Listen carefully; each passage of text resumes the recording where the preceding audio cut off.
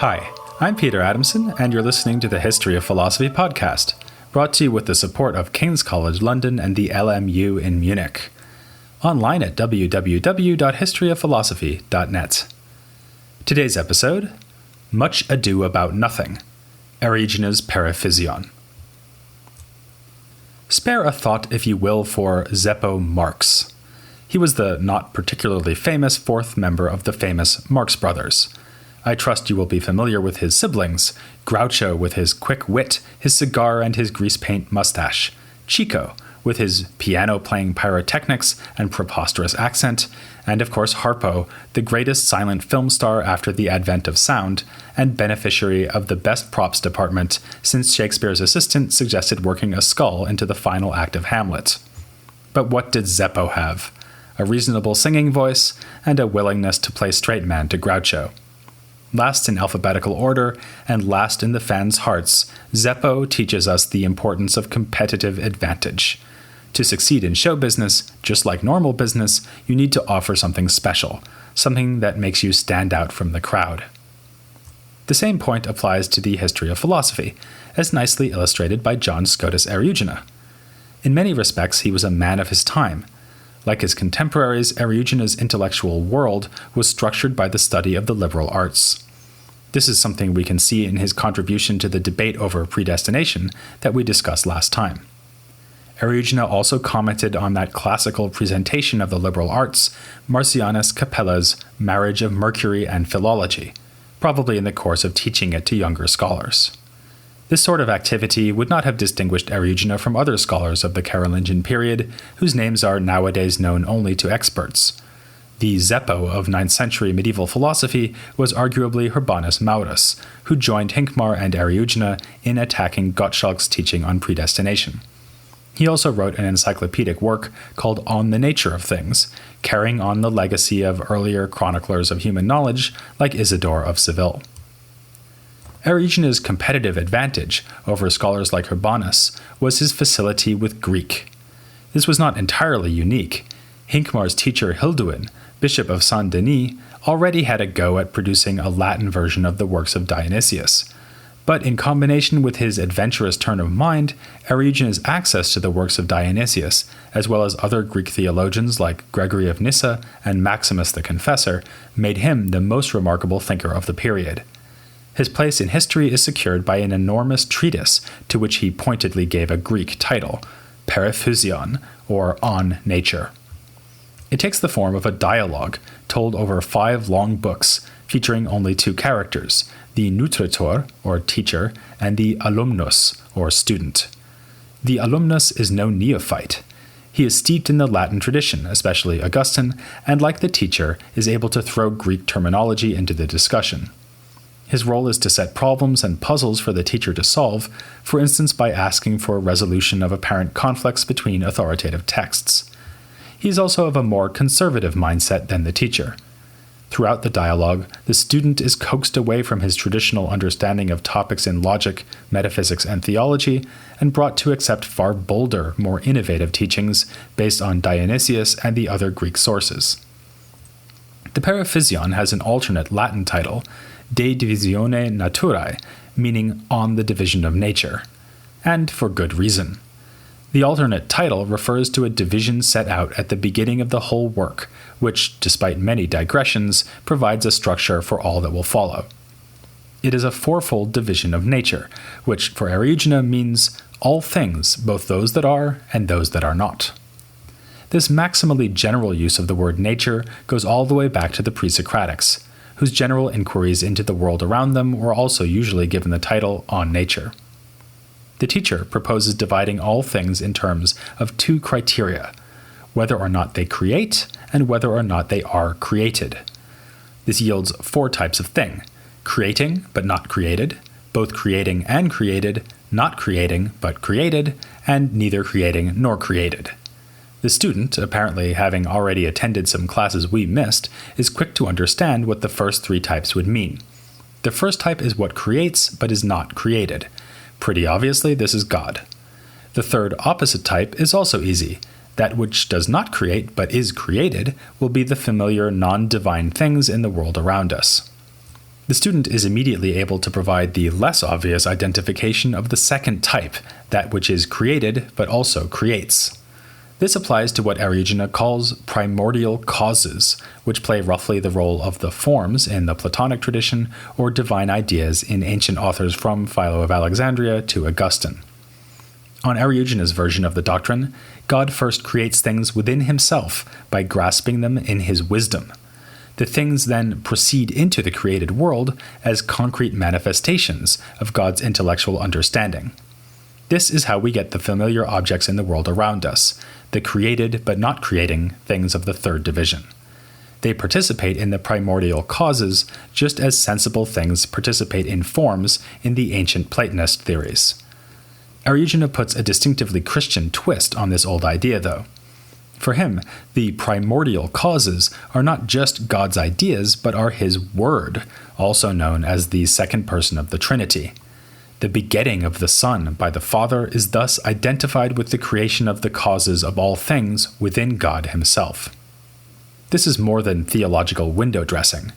An ancient pagan Platonist could easily agree with Eriugena that ideas in a divine mind are the intelligible causes of the physical things that participate in them. But such a Platonist might stop short of Eriugena's idea that the creation of these physical things is simply the manifestation of God in the world. It would not be a stretch to see Eriugena as understanding the whole process of creation through the lens of the Christian doctrine of the Incarnation. According to that doctrine, the Son is eternally begotten by the Father and then becomes present in the created world by being incarnated as Jesus Christ. Eriugena understands all of creation to follow this sort of two-step procedure. First, things are created within God himself by being grasped in his wisdom or word, the second person of the Trinity. Then they manifest in, or as Eriugena also puts it, descend into the created world itself. Eriugena is even willing to say that God is, in a sense, creating himself within or as the world. Here he is, as so often, taking inspiration from the pseudo-Dionysius, who had spoken of theophany, literally God's showing himself or appearing to us in the things he has created. At this point, the student in Eriugena's dialogue is like someone trying to remember the names of the Marx brothers. He has easily managed the first three items on the list, but the fourth presents more difficulty. The student has to ask the teacher to explain what sort of nature might be neither creating nor created. So far, all three of the divisions of nature have turned out to be, in some sense, identical with God: the creating Father, the created and creating Son, or primordial causes, and the created manifestation that is the world. The same is true of the fourth division. For Eriugena, all created things are designed and destined to return to their divine source. Of course, God remains a creator, but if we think about him as the final cause or goal for the things he has created, then we are not thinking of him in this way. He is not source, but destination, not starting point, but finish line. Again, Eriugena is here taking over a traditional Platonist thesis, but rethinking it in Christian terms. Late ancient Platonists thought of reality as coming forth from a single divine principle and then returning to it. This dynamic of procession and return could take many forms. For instance, pagan Platonists saw the human soul as an effect of a universal intellect, and then understood philosophy itself as the soul's attempt to return to its cause by achieving intellectual knowledge.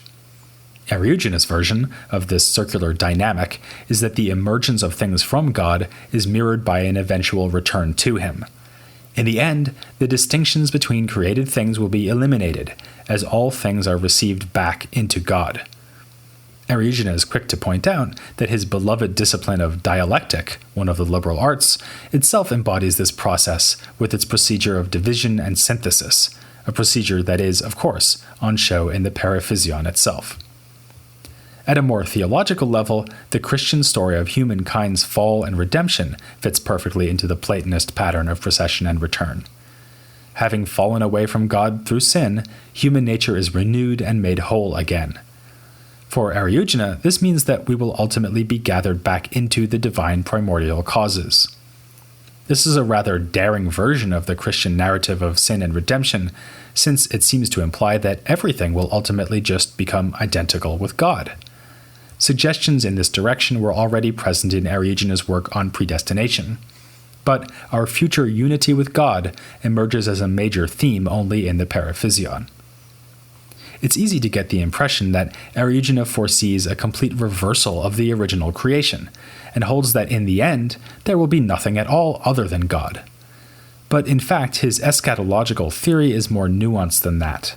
He says that things will indeed be changed into God, but even so will preserve their own natures. While this may sound paradoxical, it exemplifies a fundamental aspect of Eriugena's thought. He understands the world, now and at the end of time, to be both separate from God and the same as him, since created beings are simply an expression of what God is. Despite the access we have to God through the created world that is his manifestation, Eriugena thinks that God in himself remains utterly beyond our grasp. It is on this point that Dionysian influence becomes really unmistakable.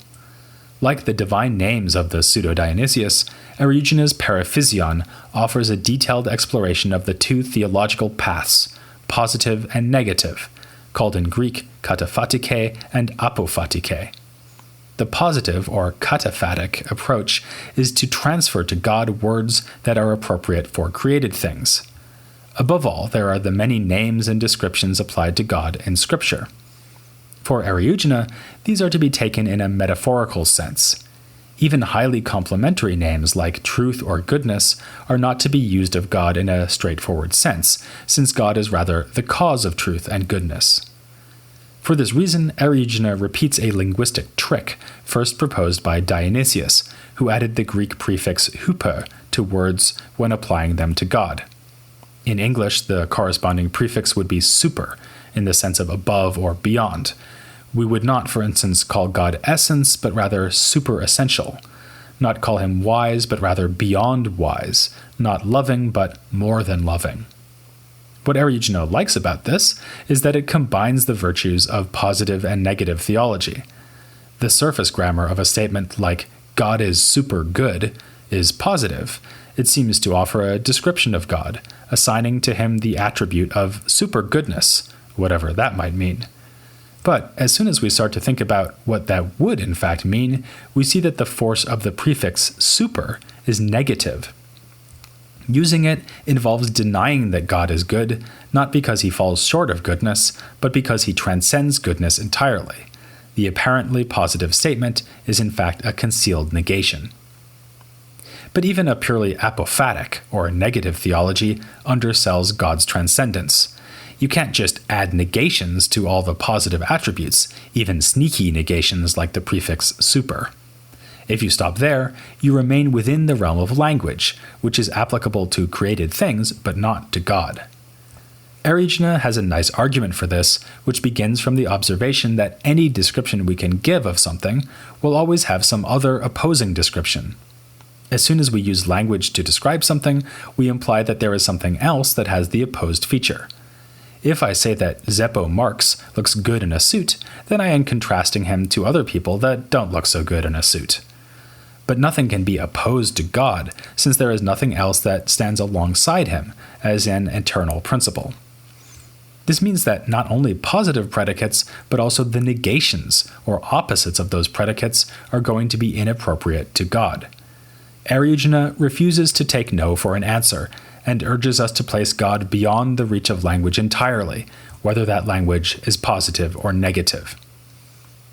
In a remarkable section found in the third book of the Periphyseon, Eriugena applies his radical metaphysics to an issue that had bothered several of his predecessors, the problem of non-being or nothingness. Back in classical antiquity, Parmenides had proposed a radical metaphysics of his own by banning all talk of non-being, including even the non-being involved in differentiating between things. Parmenides' argument was that non-being just isn't the sort of thing one can talk or think about, so we are left with nothing but being, which must be unchanging, undifferentiated, and one. Plato conceded that Parmenides had a point, but only as concerns absolute non-being. In his dialogue The Sophist, he argued that we can make sense of non-being if it means difference rather than the unrestricted negation of being. If I say that Harpo is not well dressed, this doesn't require me to say that there is such a thing as non-being. It just means that Harpo is different from people like Zeppo, who are well dressed. Centuries later, Augustine, too, made much ado about nothing. In his dialogue On the Teacher, he raised the problem that if words are signs that refer to things, then we apparently need something for the word nothing to refer to. But that clearly makes no sense, since the word nothing refers to, well, nothing. Closer to the time of Eriugena, Alcuin's student Periphyseon had written a little treatise with the cheerful title On Nothing and Darkness. Periphyseon wanted to solve Augustine's worry about the referent of the word nothing, in light of the notion that it was God who assigned names to things. God created an object for every word he instituted so that there are no empty words, words that fail to refer at all. Hence, even the words nothing and darkness do refer to existing things. Eriugena likewise approaches the topic of nothing within the context of creation. He is out to explain the meaning of the by now traditional claim that God created the universe from nothing, in Latin ex nihilo. When the teacher and student in the Periphyseon first broached this issue, there seems to be, if you'll pardon the expression, nothing to worry about. It seems that the word nothing in the phrase creation from nothing simply means the absence of all things. The point of talking of creation ex nihilo, then, would simply be that God did not create the universe out of anything else that was already present, for instance, pre-existing matter. Unfortunately, things are not quite so simple. The student reminds the teacher that they accepted not just a temporal creation of bodies out of nothing, but the eternal creation of all things in God's wisdom, in the form of the primordial causes. How can things be eternally made in this fashion, yet also be created from nothing? A first step towards an answer is to realize that temporal priority is not the only priority in town. God is eternally prior to the things he creates by being their cause, rather than by existing before they do. As we know from Eriugena's earlier discussion of the primordial causes, things are created within God and exist eternally and virtually in him before becoming manifest in the physical universe. But as far as the present problem goes, this sounds more like a step backwards than a step forwards. Aren't we now saying that the things around us were in fact created from something, namely the primordial causes? Well, yes. So the only possible conclusion is that the phrase creation from nothing applies to the way the primordial causes themselves are produced by and within God. The word nothing simply indicates that God is beyond all being, or as Dionysius would say, he is super-essential. God himself is the nothingness from which all things come, an unknowable nothingness or darkness that transcends even things he creates within himself. This account of unknowable darkness sheds further light on the division of four kinds of nature at the beginning of the Periphyseon. As the first creating and uncreated nature, God the Father is utterly transcendent, an unknowable source of the things he fashions within himself in an act of begetting. What is begotten within him is the Word, which contains within it the causes of created things. So this Word is the second nature, both created and creating. Yet the second nature is still transcendent, because it lies beyond the created and not creating third nature of the physical universe we see around us. Our language and thought are at home only with this third nature, with physical reality. This becomes clear in Eriugena's treatment of the 10 Aristotelian categories, which shows how he was inspired not just by the exotic Greek texts he was able to read, but also by the works of Latin logic that were standard fare in the Carolingian period. Of course, the ancient classification, which divides predications or descriptions of things into 10 types, is familiar from Aristotle's Categories, throughout late antiquity used as an introductory textbook on logic. The early medievals knew it too, thanks to the translation and commentary of Boethius. But the Carolingians were actually more interested in a different related work called On the 10 Categories, because it was falsely believed to be a work of Augustine's. This supposedly Augustinian work is a major source for the first book of Eriugena's Periphyseon. Under its influence, he argues that the physical objects we see around us are mere collections of accidental features, like qualities and quantities, which have been joined to the first category of substance. Yet, substance itself lies beyond the things we can see and touch. It is simple, whereas bodies are composites of these accidental features. And in fact, even though things around us have qualities and quantities, like Zeppo's handsome features and his being a certain height, the categories of quality and quantity in themselves are also beyond physical things, invisible principles that have visible effects. All this is fully consistent with Eriugena's metaphysical scheme, which makes the physical universe a mere manifestation or visible appearance of invisible, intelligible principles. We're going to return to this sort of hyper-realist understanding of substance and the other categories in the next scripted episode, which will be looking at early medieval thinkers who make even Zeppo Marx look like a household name. Actually, some of these thinkers don't even have names, or at least not names we know about. All the more reason to highlight their contribution, and to say something more general about the importance of anonymous scholars in the medieval period, when so much philosophy appeared in the context of marginal notations and comments on manuscripts.